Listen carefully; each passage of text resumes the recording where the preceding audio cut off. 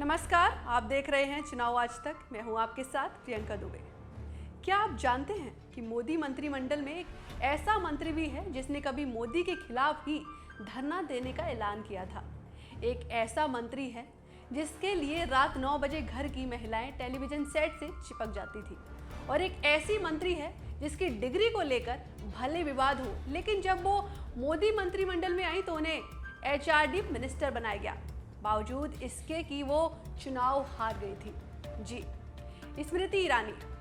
2003 में एक्टिंग की दुनिया छोड़ राजनीति का रुख करने वाली स्मृति ने 2004 के लोकसभा चुनाव में दिल्ली की चांदनी चौक सीट से चुनाव लड़ा था। हालांकि इस चुनाव में उन्हें हार का सामना करना पड़ा। कांग्रेस के कपिल सिब्बल ने उन्हें करारी शिकस्त दी। बीजेपी की भी इन चुनाव में हार हुई थी। कांग्रेस केंद्र की सत्ता में आ गई। उस वक्त नरेंद्र मोदी गुजरात के सीएम थे। उस वक्त 2002 के गुजरात दंगों को लेकर उन्हें कटघरे में खड़ा किया गया था। तब स्मृति ईरानी ने नरेंद्र मोदी की बहुत तीखी आलोचना की। उन्होंने गुजरात दंगों में मोदी की भूमिका के लिए उन्हें इस्तीफे तक की मांग कर डाली थी और कहा था कि वह इसके लिए भूख हड़ताल करेंगी। हालांकि तब बीजेपी के बड़े नेताओं ने स्मृति ईरानी को चेतावनी दी कि वो अपना बयान वापस लें, और उन्हें अपना बयान वापस लेना पड़ा था। 2004 में ही स्मृति ईरानी को महाराष्ट्र यूथ बीजेपी का उपाध्यक्ष बनाया गया। ये वो दौर था जब बीजेपी में उनका नाम मोदी विरोधी नेताओं में गिना जाता था। दरअसल स्मृति ईरानी को बीजेपी में प्रमोद महाजन लेकर आए थे। वो महाराष्ट्र के कद्दावर नेता थे और अटल बिहारी वाजपेयी से उनका बेहद करीबी रिश्ता था। स्मृति अपने सीरियल से घर घर में लोकप्रिय हो चुकी थी और उनका भाषा ज्ञान शानदार था। इसके अलावा महिलाओं के बीच उनकी अच्छी पैठ थी। इसी वजह से स्मृति को महाराष्ट्र यूथ बीजेपी में लाया गया।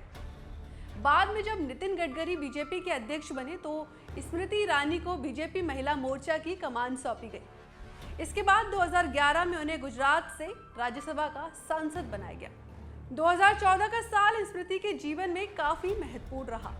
इस साल होने वाले लोकसभा चुनाव के लिए बीजेपी ने नरेंद्र मोदी को अपना प्रधानमंत्री का उम्मीदवार बनाया था, तो दूसरी तरफ स्मृति को अमेठी से राहुल गांधी के खिलाफ लड़ाया था। नतीजे आए तो स्मृति की हार हुई, लेकिन उन्होंने हार नहीं मानी।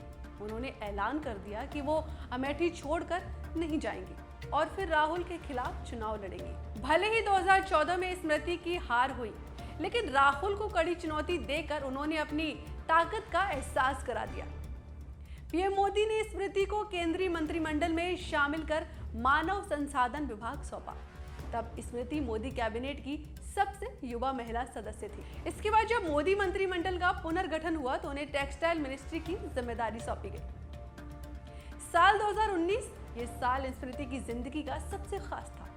देश में लोकसभा चुनाव होने वाले थे और बीजेपी ने उनके कंधों पर अमेठी में राहुल गांधी को हराने की जिम्मेदारी सौंपी। जब नतीजे आए तो लगभग 55,000 वोटों के मार्जिन से स्मृति चुनाव जीत गई। ये एक अनूठी घटना थी, क्योंकि अमेठी से गांधी परिवार के किसी सदस्य को हराना नामुमकिन माना जाता था। अमेठी में शानदार जीत के बाद स्मृति ईरानी ने दुष्यंत का शेर पढ़ा और कहा, कौन कहता है आसमान में सुराख नहीं होता, एक पत्थर तो तबीयत से उछालो यारो। 2019 में जीत के बाद फिर से मोदी सरकार में उन्हें मंत्री बनाया गया। स्मृति ईरानी हिंदी, अंग्रेजी, बंगाली और पंजाबी जैसी 3 से 4 भाषाएं बोल सकती हैं। वो ना सिर्फ एक अच्छी वक्ता हैं, बल्कि विरोधियों को उनका जवाब देने का तरीका सबसे जुदा है। मोदी सरकार के सबसे मुखर मंत्रियों में से एक स्मृति जुबिन ईरानी का एक बार फिर चुनावी अखाड़े में ताल ठोकने को तैयार हैं। अमेठी में उन्होंने बाकायदा परमानेंट आशियाना भी तैयार कर लिया है। वैसे स्मृति के निजी जीवन के बारे में बात करें तो बंगाली पंजाबी परिवार से ताल्लुक रखने वाली ईरानी का जन्म 1976 में दिल्ली में हुआ था। पहली बार वो दुनिया की नजरों में तब आई जब उनकी उम्र 21 साल की थी। 1998 में स्मृति ने बतौर contestant beauty pageant Femina Miss India में भाग लिया था।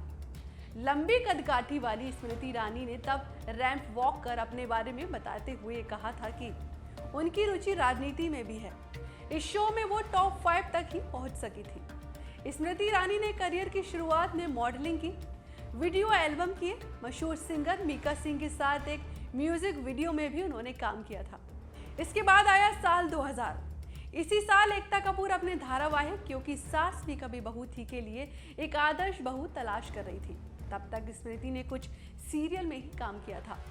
इस दौरान एकता कपूर से उनकी मुलाकात हुई, जिसके बाद एकता को लगा कि उनकी धारावाहिक में स्मृति बहू की भूमिका में एकदम फिट है। उधर एकता की टीम के ज्यादातर सदस्य स्मृति को इस भूमिका के लिए फिट नहीं मान रहे थे, लेकिन एकता की जिद के आगे किसी की भी नहीं चली और स्मृति ईरानी तुलसी वीरानी के नाम से भारत के घर घर में पहुंच गई। फिलहाल स्मृति लोकसभा उम्मीदवार के रूप में दिखेंगी और उनकी अमेठी से चुनाव लड़ना तय है।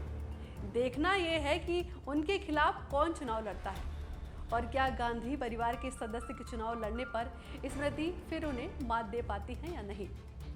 फिलहाल मेरे साथ इतना ही। चुनावी राजनीति से जुड़ी तमाम खबरों के लिए देखते रहिए चुनाव आज तक। वीडियो पसंद आए तो वीडियो को लाइक, कमेंट और सब्सक्राइब जरूर करें। नमस्कार।